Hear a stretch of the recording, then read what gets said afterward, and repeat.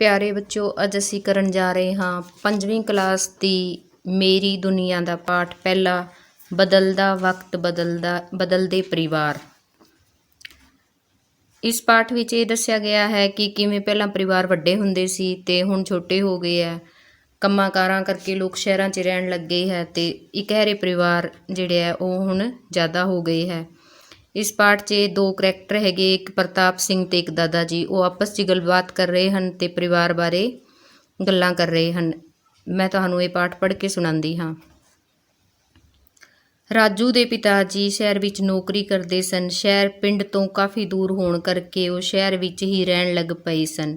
ਉਹ ਆਪਣੇ ਪਰਿਵਾਰ ਸਮੇਤ ਅਕਸਰ ਪਿੰਡ ਆਉਂਦੇ ਰਹਿੰਦੇ ਸਨ। ਰਾਜੂ ਨੂੰ ਗਰਮੀ ਦੀਆਂ ਛੁੱਟੀਆਂ ਹੋਈਆਂ ਤਾਂ ਹਰ ਵਾਰ ਦੀ ਤਰ੍ਹਾਂ ਇਸ ਵਾਰ ਵੀ ਉਹ ਪਰਿਵਾਰ ਸਮੇਤ ਕੁਝ ਦਿਨਾਂ ਲਈ ਪਿੰਡ ਆਏ ਹੋਏ ਸਨ। ਅੱਜ ਰਾਜੂ ਸਵੇਰ ਦਾ ਹੀ ਪਿੰਡ ਦੇ ਮੁੰਡਿਆਂ ਨਾਲ ਖੇਡਣ ਗਿਆ ਹੋਇਆ ਸੀ। ਉਸ ਦੀ ਮੰਮੀ ਉਸ ਨੂੰ ਬੁਲਾ ਕੇ ਲਿਆਈ ਅਤੇ ਉਸ ਨੂੰ ਦਾਦਾ ਜੀ ਕੋਲ ਬਿਠਾ ਦਿੱਤਾ। ਉਹ ਰਾਜੂ ਨੂੰ ਉਸ ਦਾ ਬਸਤਾ ਫੜਾ ਕੇ ਕਹਿਣ ਲੱਗੀ ਕਿ ਤੇਰਾ ਛੁੱਟੀਆਂ ਦਾ ਪੜ੍ਹਾਈ ਦਾ ਸਾਰਾ ਕੰਮ ਪਿਆ ਹੋਇਆ ਹੈ, ਪਹਿਲਾਂ ਕੁਝ ਹੋਮਵਰਕ ਕਰ ਲੈ, ਫਿਰ ਖੇਡ ਲਵੀਂ। ਰਾਜੂ ਆਪਣੇ ਦਾਦਾ ਜੀ ਕੋਲ ਬੈਠ ਕੇ ਪੜ੍ਹਾਈ ਕਰਨ ਲੱਗਾ। ਇੰਨੇ ਨੂੰ ਦਾਦਾ ਜੀ ਕੋਲ ਉਹਨਾਂ ਦੀ ਹੀ ਉਮਰ ਦਾ ਇੱਕ ਹੋਰ ਵਿਅਕਤੀ ਆ ਗਿਆ। ਦਾਦਾ ਜੀ ਕਹਿਣ ਲੱਗੇ, ਆ ਬਈ ਪ੍ਰਤਾਪ ਸਿੰਘ, ਬੈਠ ਜਾ ਇੱਥੇ, ਬੜੇ ਦਿਨਾਂ ਬਾਅਦ ਨਜ਼ਰ ਆਇਆ ਏ। ਪ੍ਰਤਾਪ ਸਿੰਘ, ਮੈਂ ਆਪਣੀ ਲੜਕੀ ਕੋਲ ਕੈਨੇਡਾ ਗਿਆ ਹੋਇਆ ਸੀ। ਹੋਰ ਸੁਣਾ, ਅੱਜ ਤਾਂ ਬੜੀਆਂ ਰੌਣਕਾਂ ਲੱਗੀਆਂ ਹੋਈਆਂ ਨੇ। ਦਾਦਾ ਜੀ ਬੋਲਦੇ ਅੱਗੋਂ, ਛੁੱਟੀਆਂ ਕਰਕੇ ਮੇਰੇ ਵੱਡੇ ਮੁੰਡੇ ਗੁਰਵਿੰਦਰ ਦਾ ਪਰਿਵਾਰ ਆਇਆ ਹੋਇਆ ਹੈ, ਨਹੀਂ ਤਾਂ ਅਸੀਂ ਦੋਵੇਂ ਜੀ ਹੀ ਹੁੰਦੇ ਹਾਂ। ਪ੍ਰਤਾਪ ਸਿੰਘ, ਹੁਣ ਤਾਂ ਸਾਰੇ ਪਾਸੇ ਇਸੇ ਤਰ੍ਹਾਂ ਹੀ ਹੈ। ਤੈਨੂੰ ਪਤਾ ਹੀ ਹੈ ਸਾਡਾ ਪਰਿਵਾਰ ਬਹੁਤ ਵੱਡਾ ਹੁੰਦਾ ਸੀ। ਜਦੋਂ ਅਸੀਂ ਤਿੰਨੋਂ ਭਰਾ ਵਿਆਹੇ ਗਏ ਸੀ ਉਦੋਂ ਤੱਕ ਵੀ ਸਾਡੇ ਤਾਏ ਦਾ ਪਰਿਵਾਰ ਸਾਡੇ ਨਾਲ ਹੀ ਰਹਿੰਦਾ ਸੀ। ਸਾਰਾ ਵਿਹੜਾ ਭਰਿਆ ਰਹਿੰਦਾ ਸੀ ਤੇ ਹੁਣ ਦੇਖ ਲੈ, ਸਾਰੇ ਅੱਡੋ ਅੱਡ ਰਹਿੰਦੇ ਹਨ। ਦਾਦਾ ਜੀ, ਉਦੋਂ ਲੋੜਾਂ ਥੋੜ੍ਹੀਆਂ ਹੁੰਦੀਆਂ ਸਨ। ਵੱਡੇ ਟੱਬਰ ਦਾ ਵੀ 2 ਕਮਰਿਆਂ ਨਾਲ ਸਰੀ ਜਾਂਦਾ ਸੀ। ਹੁਣ ਤਾਂ ਹਰ ਬੱਚਾ ਅਲੱਗ ਕਮਰਾ ਭਾਲਦਾ ਹੈ। ਕਿਤੇ ਵਰੇ ਛਿਮਾਈ ਨਵੇਂ ਕੱਪੜੇ ਬਣਦੇ ਸਨ। ਜੋ ਸਾਰੇ ਪਰਿਵਾਰ ਲਈ ਬਣਦਾ ਸੀ ਉਹੀ ਸਭ ਬੱਚੇ ਖਾ ਲੈਂਦੇ ਸਨ।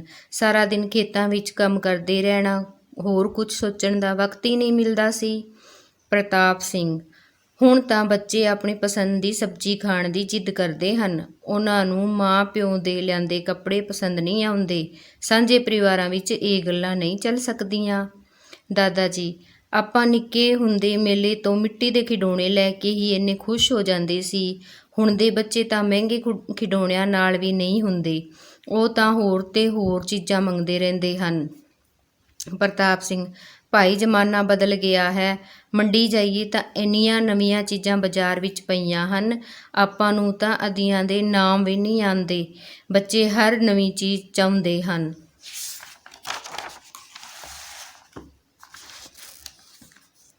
ਰਾਜੂ ਦੇ ਦਾਦਾ ਜੀ ਅਤੇ ਪ੍ਰਤਾਪ ਸਿੰਘ ਪੁਰਾਣੀ ਪੀੜ੍ਹੀ ਨਾਲ ਸੰਬੰਧਿਤ ਹਨ। ਆਜ਼ਾਦੀ ਤੋਂ ਬਾਅਦ ਹੁਣ ਤੱਕ ਸਮਾਜ ਵਿੱਚ ਬਹੁਤ ਤਬਦੀਲੀਆਂ ਆਈਆਂ ਹਨ। ਸਿੱਖਿਆ ਦਾ ਪ੍ਰਸਾਰ ਹੋਇਆ ਹੈ। ਲੋਕਾਂ ਨੇ ਪੜ੍ਹ ਲਿਖ ਕੇ ਆਪਣੇ ਪਿਤਾ ਪੁਰਖੀ ਕਿੱਤੇ ਛੱਡ ਕੇ ਨੌਕਰੀਆਂ ਤੇ ਹੋਰ ਨਵੇਂ ਰੁਜ਼ਗਾਰ ਹਾਸਿਲ ਕੀਤੇ ਹਨ। ਦੇਸ਼ ਵਿੱਚ ਪੈਦਾਵਾਰ ਦਾ ਵਾਧਾ ਹੋਇਆ ਹੈ, ਜਿਸ ਨਾਲ ਲੋਕਾਂ ਦੀ ਆਰਥਿਕ ਹਾਲਤ ਸੁਧਰੀ ਹੈ। ਵਿਗਿਆਨਿਕ ਤਰੱਕੀ ਨਾਲ ਨਵੇਂ ਯੰਤਰ ਅਤੇ ਆਵਾਜਾਈ ਦੇ ਸਾਧਨ ਆਮ ਲੋਕਾਂ ਦੇ ਜੀਵਨ ਦਾ ਅੰਗ ਬਣੇ ਹਨ। ਆਮਦਨ ਵਿੱਚ ਵਾਧਾ ਹੋਣ ਨਾਲ ਲੋਕ ਚੰਗੇ ਘਰ, ਚੰਗੀ ਸਿੱਖਿਆ ਅਤੇ ਆਵਾਜਾਈ ਦੇ ਚੰਗੇ ਸਾਧਨ ਚਾਹੁੰਦੇ ਹਨ। ਹੁਣ ਨੌਜਵਾਨ ਅਤੇ ਬੱਚੇ ਕੰਪਿਊਟਰ, ਨਵੇਂ ਮਾਡਲ ਦੇ ਮੋਬਾਈਲ, ਮੋਟਰਸਾਈਕਲ ਵਰਗੀਆਂ ਨਵੀਆਂ ਸਹੂਲਤਾਂ ਚਾਹੁੰਦੇ ਹਨ, ਜਦਕਿ ਪੁਰਾਣੀ ਪੀੜ੍ਹੀ ਦੇ ਲੋਕ ਇਹਨਾਂ ਸਹੂਲਤਾਂ ਤੋਂ ਬਿਨਾਂ ਹੀ ਜੀਵਨ ਗੁਜ਼ਾਰਨ ਦੇ ਆਦੀ ਹੋਏ ਸਨ। ਇਸ ਲਈ ਉਹਨਾਂ ਦੀਆਂ ਇੱਛਾਵਾਂ ਵੀ ਘੱਟ ਹੁੰਦੀਆਂ ਸਨ।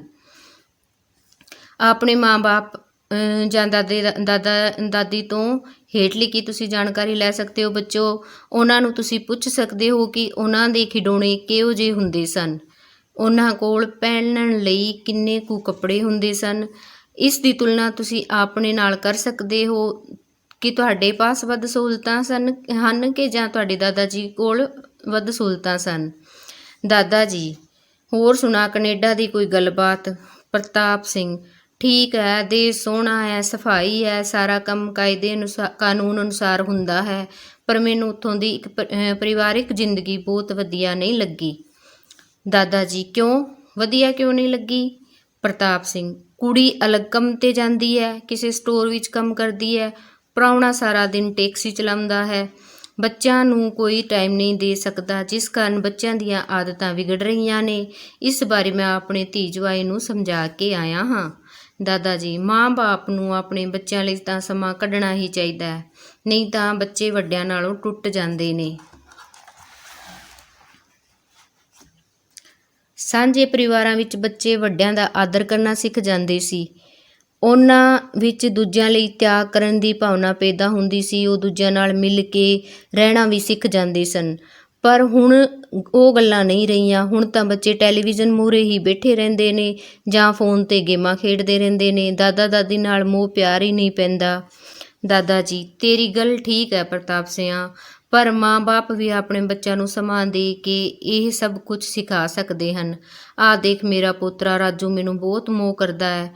ਇਹ ਦਿਨ ਵੇਲੇ ਤੇ ਰਾਤ ਨੂੰ ਸੌਣ ਵੇਲੇ ਮੇਰੇ ਨਾਲ ਨਿੱਕੀਆਂ-ਨਿੱਕੀਆਂ ਗੱਲਾਂ ਕਰਦਾ ਹੈ। ਦਾਦਾ ਜੀ ਨੇ ਰਾਜੂ ਨੂੰ ਬੁੱਕਲ ਵਿੱਚ ਲੈ ਲਿਆ। ਇੰਨੇ ਨੂੰ ਰਾਜੂ ਦੀ ਮੰਮੀ ਚਾਹ ਲੈ ਕੇ ਆ ਗਈ।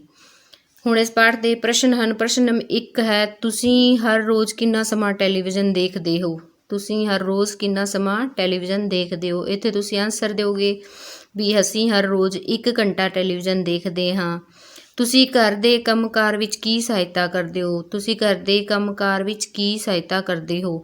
ਤੁਸੀਂ ਛੋਟੇ-ਛੋਟੇ ਕੰਮ ਲਿਖ ਸਕਦੇ ਹੋ, ਜਿਵੇਂ ਕਿ ਅਸੀਂ ਘਰ ਦੇ ਪੌਦਿਆਂ ਨੂੰ ਪਾਣੀ ਦਿੰਦੇ ਹਾਂ, ਅਸੀਂ ਦਾਦਾ ਜੀ ਨੂੰ ਦਾਦੀ ਜੀ ਨੂੰ ਖਾਣਾ ਫੜਾਉਂਦੇ ਹਾਂ। ਐਵੇਂ ਤੁਸੀਂ ਛੋਟੇ-ਛੋਟੇ ਕੰਮ ਜਿਹੜੇ ਆ ਘਰ ਦੇ ਲਿਖ ਸਕਦੇ ਹੋ।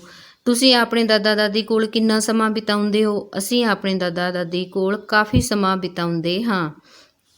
ਪ੍ਰਤਾਪ ਸਿੰਘ, ਮੈਨੂੰ ਤਾਂ ਉਹਨਾਂ ਦਾ ਕੈਨੇਡਾ ਜਾਣਾ ਠੀਕ ਨਹੀਂ ਲੱਗਿਆ। ਇੱਥੇ ਉਹਨਾਂ ਦੇ ਬੁੱਢੇ ਮਾਂ-ਬਾਪ ਇਕੱਲੇ ਰਹਿੰਦੇ ਹਨ। ਉਹ ਉਹਨਾਂ ਨੂੰ ਯਾਦ ਕਰ ਕਰ ਦੁਖੀ ਹੁੰਦੇ ਰਹਿੰਦੇ ਹਨ। ਉਧਰ ਉਹ ਆਪਣਾ ਘਰ ਬਣਾਉਣ ਦੇ ਫਿਕਰ ਵਿੱਚ ਦਿਨ-ਰਾਤ ਸ਼ਿਫਟਾਂ ਵਿੱਚ ਤਰ੍ਹਾਂ-ਤਰ੍ਹਾਂ ਦੇ ਕੰਮ ਕਰਦੇ ਹਨ।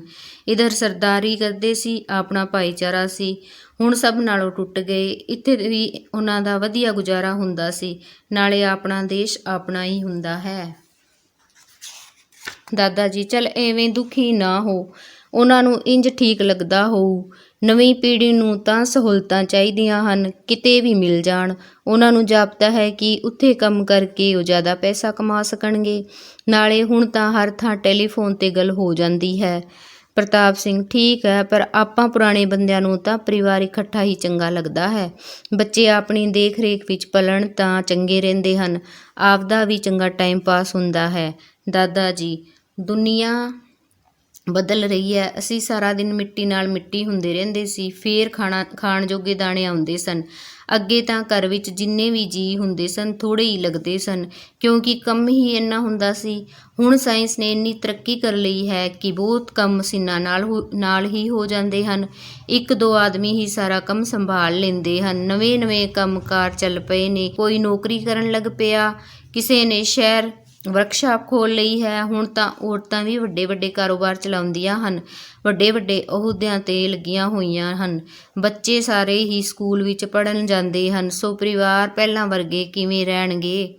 ਪ੍ਰਤਾਪ ਸਿੰਘ ਹੱਸ ਕੇ, ਠੀਕ ਹੈ ਬਈ, ਤੂੰ ਤਾਂ ਨਵੀਂ ਦੁਨੀਆ ਦਾ ਬੰਦਾ ਬਣ ਗਿਆ ਏ, ਮੈਂ ਹਾਂ ਪੁਰਾਣਾ ਬੰਦਾ। ਅੱਛਾ, ਹੁਣ ਚੱਲਦਾ ਹਾਂ। ਬੱਚਿਓ, ਇਸ ਪਾਠ ਵਿੱਚ ਕੁਝ ਯਾਦ ਰੱਖਣ ਯੋਗ ਗੱਲਾਂ ਹਨ, ਜਿਵੇਂ ਕਿ ਉਹਨਾਂ ਵਿੱਚ ਦੱਸਿਆ ਗਿਆ ਹੈ, ਆਜ਼ਾਦੀ ਤੋਂ ਬਾਅਦ ਸਮਾਜ ਵਿੱਚ ਬਹੁਤ ਤਬਦੀਲੀਆਂ ਆਈਆਂ ਹਨ। ਲੋਕ ਪਿਤਾ ਪੁਰਖੀ ਕਿੱਤਿਆਂ ਨੂੰ ਛੱਡ ਕੇ ਹੋਰ ਕੰਮ ਧੰਦੇ ਵੀ ਕਰਨ ਲੱਗੇ ਹਨ। ਹੁਣ ਔਰਤਾਂ ਵੀ ਮਰਦਾਂ ਦੇ ਵਾਂਗ ਨੌਕਰੀ ਅਤੇ ਵੱਡੇ-ਵੱਡੇ ਕਾਰੋਬਾਰ ਕਰਨ ਲੱਗੀਆਂ ਹਨ। ਸਮੇਂ ਦੇ ਬਦਲਣ ਨਾਲ ਪਰਿਵਾਰ ਇਕਹਿਰੇ ਤੇ ਛੋਟੇ ਹੋ ਗਏ ਹਨ। ਮਾਪਿਆਂ ਨੂੰ ਆਪਣੇ ਬੱਚਿਆਂ ਨੂੰ ਸਮਾਂ ਜ਼ਰੂਰ ਦੇਣਾ ਚਾਹੀਦਾ ਹੈ। ਹੁਣ ਇਸ ਪਾਠ 'ਚ ਹੈ, ਸਹੀ ਸ਼ਬਦ ਚੁਣ ਕੇ ਖਾਲੀ ਥਾਵਾਂ ਭਰੋ। ਪਹਿਲਾਂ ਪਰਿਵਾਰ ਬਹੁਤ ਡੈਸ਼ ਹੁੰਦੇ ਸਨ। ਪਹਿਲਾਂ ਪਰਿਵਾਰ ਬਹੁਤ ਵੱਡੇ ਹੁੰਦੇ ਸਨ। ਪਹਿਲੇ ਸਮੇਂ ਵਿੱਚ ਲੋਕਾਂ ਦੀਆਂ ਡੈਸ਼ ਘੱਟ ਹੁੰਦੀਆਂ ਸਨ। ਪਹਿਲੇ ਸਮੇਂ ਵਿੱਚ ਲੋਕਾਂ ਦੀਆਂ ਲੋੜਾਂ ਘੱਟ ਹੁੰਦੀਆਂ ਸਨ।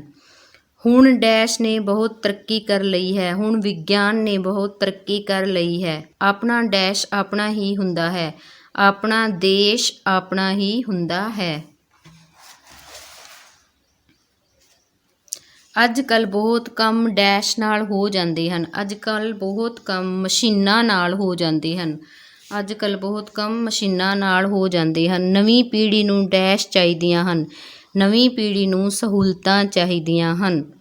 ਅੱਗੇ ਪ੍ਰਸ਼ਨ ਨੰਬਰ 5 ਤੇ ਹੈ, ਹੇਠ ਲਿਖੇ ਵਾਕਾਂ ਦੇ ਸਾਹਮਣੇ ਠੀਕ ਜਾਂ ਗਲਤ ਦਾ ਨਿਸ਼ਾਨ ਲਗਾਓ। ਦਾਦਾ ਜੀ ਦੇ ਸਮੇਂ ਮਿੱਟੀ ਦੇ ਖਿਡੌਣੇ ਹੁੰਦੇ ਸਨ। ਠੀਕ। ਆਜ਼ਾਦੀ ਤੋਂ ਬਾਅਦ ਸਿੱਖਿਆ ਦਾ ਪ੍ਰਸਾਰ ਹੋਇਆ ਹੈ। ਠੀਕ। ਬੱਚਿਆਂ ਨੂੰ ਮਾਤਾ ਪਿਤਾ ਦੀ ਦੇਖਭਾਲ ਦੀ ਲੋੜ ਨਹੀਂ ਹੁੰਦੀ। ਗਲਤ। ਸਾਨੂੰ ਟੈਲੀਵਿਜ਼ਨ ਘੱਟ ਦੇਖਣਾ ਚਾਹੀਦਾ ਹੈ। ਠੀਕ। ਸਾਨੂੰ ਆਪਣੇ ਦਾਦਾ ਦਾਦੀ ਕੋਲ ਸਮਾਂ ਬਿਤਾਉਣਾ ਚਾਹੀਦਾ ਹੈ। ਠੀਕ। ਉਸ ਤੋਂ ਬਾਅਦ ਪ੍ਰਸ਼ਨ ਨੰਬਰ 6 ਤੇ ਹੈ, ਪਹਿਲੇ ਸਮਿਆਂ ਵਿੱਚ ਬੱਚਿਆਂ ਦੇ ਖਿਡੌਣੇ ਕਿਹੋ ਜਿਹੇ ਹੁੰਦੇ ਸਨ। ਪਹਿਲੇ ਸਮੇਂ ਵਿੱਚ ਬੱਚਿਆਂ ਦੇ ਖਿਡੌਣੇ ਮਿੱਟੀ ਦੇ ਬਣੇ ਹੁੰਦੇ ਸਨ। ਹੁਣ ਦੇ ਨੌਜਵਾਨ ਅਤੇ ਬੱਚੇ ਕਿਹੜੀਆਂ ਸਹੂਲਤਾਂ ਚਾਹੁੰਦੇ ਹਨ।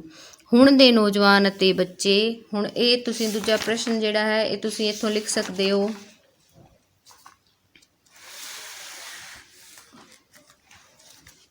ਹੁਣ ਨੌਜਵਾਨ ਅਤੇ ਬੱਚੇ ਕੰਪਿਊਟਰ, ਨਵੇਂ ਮਾਡਲ ਦੇ ਮੋਬਾਈਲ, ਮੋਟਰਸਾਈਕਲ ਵਰਗੀਆਂ ਸਹੂਲਤਾਂ ਚਾਹੁੰਦੇ ਹਨ। ਤੀਜਾ ਪ੍ਰਸ਼ਨ ਹੈ, ਕੁਝ ਨੌਜਵਾਨ ਦੂਸਰੇ ਦੇਸ਼ਾਂ ਨੂੰ ਕਿਉਂ ਜਾਣਾ ਚਾਹੁੰਦੇ ਹਨ। ਕੁਝ ਨੌਜਵਾਨ ਦੂਸਰੇ ਦੇਸ਼ਾਂ ਨੂੰ ਇਸ ਲਈ ਜਾਣਾ ਚਾਹੁੰਦੇ ਹਨ ਕਿਉਂਕਿ ਉਹਨਾਂ ਨੂੰ ਜਾਪਦਾ ਹੈ ਕਿ ਉੱਥੇ ਕੰਮ ਕਰਕੇ ਉਹ ਜ਼ਿਆਦਾ ਪੈਸੇ ਕਮਾ ਸਕਣਗੇ। ਉੱਥੇ ਕੰਮ ਕਰਕੇ ਉਹ ਜ਼ਿਆਦਾ ਪੈਸੇ ਕਮਾ ਸਕਣਗੇ। ਇਹ ਹੈ ਪ੍ਰਸ਼ਨ ਨੰਬਰ 8 ਦਾ ਉੱਤਰ। ਪ੍ਰਸ਼ਨ ਨੰਬਰ 8 ਦਾ ਉੱਤਰ ਇੱਥੋਂ ਤੁਸੀਂ ਲਿਖ ਦੋਗੇ। ਅੱਗੇ ਪ੍ਰਸ਼ਨ ਨੰਬਰ 9, ਸਾਂਝੇ ਪਰਿਵਾਰ ਵਿੱਚ ਰਹਿਣ ਦੇ ਕੀ ਲਾਭ ਹਨ। ਸਾਂਝੇ ਪਰਿਵਾਰ ਵਿੱਚ ਰਹਿਣ ਦੇ ਕੀ ਲਾਭ ਹਨ। ਇਸ ਦਾ ਉੱਤਰ ਤੁਸੀਂ ਲਿਖ ਸਕਦੇ ਹੋ ਪੇਜ ਨੰਬਰ 3 ਤੋਂ। ਸਾਂਝੇ ਪਰਿਵਾਰ ਵਿੱਚ, ਇੱਥੋਂ ਸ਼ੁਰੂ ਕਰਕੇ, ਸਾਂਝੇ ਪਰਿਵਾਰ ਵਿੱਚ ਬੱਚੇ ਵੱਡਿਆਂ ਦਾ ਆਦਰ ਕਰਨਾ ਸਿੱਖ ਜਾਂਦੇ ਸੀ। ਉਹਨਾਂ ਵਿੱਚ ਦੂਜਿਆਂ ਲਈ ਤਿਆਗ ਕਰਨ ਦੀ ਭਾਵਨਾ ਪੈਦਾ ਹੁੰਦੀ ਸੀ। ਉਹ ਦੂਜਿਆਂ ਨਾਲ ਮਿਲ ਕੇ ਰਹਿਣਾ ਵੀ ਸਿੱਖ ਜਾਂਦੇ ਸਨ। ਸਾਂਝੇ ਪਰਿਵਾਰ ਦੇ ਕੀ ਲਾਭ ਸਨ ਕਿ ਬੱਚੇ ਵੱਡਿਆਂ ਦਾ ਆਦਰ ਕਰਨਾ ਸਿੱਖ ਜਾਂਦੇ ਸੀ, ਉਹਨਾਂ ਵਿੱਚ ਤਿਆਗ ਦੀ ਭਾਵਨਾ ਵੀ ਪੈਦਾ ਹੁੰਦੀ ਸੀ ਅਤੇ ਉਹ ਸਾਰਿਆਂ ਨਾਲ ਮਿਲ ਕੇ ਰਹਿਣਾ ਵੀ ਸਿੱਖ ਜਾਂਦੇ ਸਨ। ਇਹ ਹੈ ਪ੍ਰਸ਼ਨ ਨੰਬਰ 9 ਦਾ ਆਨਸਰ। ਉਸ ਤੋਂ ਅਗਲਾ ਪ੍ਰਸ਼ਨ ਨੰਬਰ 10, ਸਮੇਂ ਦੇ ਬਦਲਣ ਨਾਲ ਪਰਿਵਾਰਾਂ ਵਿੱਚ ਕੀ ਤਬਦੀਲੀ ਆ ਰਹੀ ਹੈ। ਇਸ ਦਾ ਆਨਸਰ ਤੁਸੀਂ ਲਿਖ ਸਕਦੇ ਹੋ। ਇੱਥੇ ਯਾਦ ਰੱਖਣ ਯੋਗ ਗੱਲਾਂ ਵਿੱਚ ਦਿੱਤਾ ਹੋਇਆ ਹੈ ਨਾ, ਚੌਥਾ ਨੰਬਰ, ਸਮੇਂ ਦੇ ਬਦਲਣ ਨਾਲ ਪਰਿਵਾਰ ਇਕਹਿਰੇ ਤੇ ਛੋਟੇ ਹੋ ਗਏ ਹਨ। ਸਮੇਂ ਦੇ ਬਦਲਣ ਨਾਲ ਪਰਿਵਾਰ ਇਕਹਿਰੇ ਤੇ ਛੋਟੇ ਹੋ ਗਏ ਹਨ। ਇਹ ਹੈ 10 ਨੰਬਰ 10ਵੇਂ ਕੁਐਸਚਨ ਦਾ ਆਨਸਰ। ਅੱਛਾ ਬੱਚਿਓ, ਹੁਣ ਤੁਹਾਨੂੰ ਇਸ ਪਾਠ ਦੀ ਸਮਝ ਲੱਗੀ ਹੋਣੀ ਕਿ ਇਸ ਪਾਠ ਵਿੱਚ ਪਰਿਵਾਰਾਂ ਬਾਰੇ ਹੀ ਗੱਲ ਕੀਤੀ ਗਈ ਹੈ ਕਿ ਪਹਿਲਾਂ ਕਿਵੇਂ ਪਰਿਵਾਰ ਵੱਡੇ ਹੁੰਦੇ ਸੀ ਅਤੇ ਹੁਣ ਕਿਵੇਂ ਪਰਿਵਾਰ ਛੋਟੇ ਹੋ ਗਏ ਹਨ, ਇਕਹਿਰੇ ਹੋ ਗਏ ਹਨ। ਇਹ ਕੁਝ ਕੰਮ ਦੀਆਂ ਮਜਬੂਰੀਆਂ ਨੇ, ਜਿਵੇਂ ਕਿ ਲੋਕ ਨੌਕਰੀ ਕਰਨ ਲੱਗੇ ਹਨ ਜਾਂ ਕੋਈ ਬਿਜ਼ਨਸ ਕਰਨ ਲੱਗੇ ਹਨ ਅਤੇ ਉਹ ਸ਼ਹਿਰ ਵਿੱਚ ਰਹਿਣ ਲੱਗੇ ਹਨ। ਇਸ ਤਰ੍ਹਾਂ ਪਰਿਵਾਰ ਜਿਹੜੇ ਹੈ ਉਹ ਛੋਟੇ ਹੋ ਰਹੇ ਹਨ। ਧੰਨਵਾਦ।